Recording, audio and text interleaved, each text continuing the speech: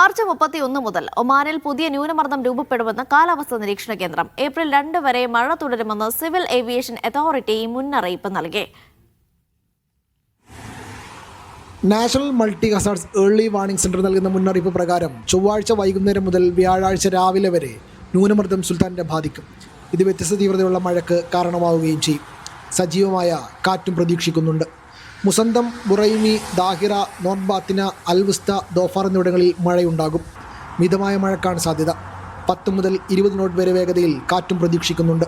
April 1 വൈകുന്നേരം മുതൽ Musandam, Buraimi, Dhahira, North South ബാത്തിനകൾ, മസ്കത്ത്, ദാഖിലിയ, നോർത്ത് സൗത്ത് ഷർക്കിയകൾ, അൽവുസ്ത, ദോഫാർ എന്നിവിടങ്ങളിൽ മഴയ്ക്ക് സാധ്യതയുണ്ട്. മിക്ക തീരങ്ങളിലും കടൽ മിതമായതോ പ്രക്ഷുബ്ധമായോ ആയിരിക്കും. ഇടിമിന്നലുള്ള സമയത്ത് കടലിൽ പോകരുതെന്ന് മത്സ്യത്തൊഴിലാളികൾക്ക് മുന്നറിയിപ്പുണ്ട്. മഴയും മിന്നൽ പ്രളയവും ഉണ്ടാകുമ്പോൾ ജാഗ്രത പാലിക്കണമെന്നും യാത്ര ചെയ്യുന്നതിന് മുമ്പ് കാലാവസ്ഥാ അപ്ഡേറ്റുകൾ പരിശോധിക്കണമെന്നും അധികൃതർ മുന്നറിയിപ്പ് നൽകുന്നുണ്ട്. Media 1, Muscat.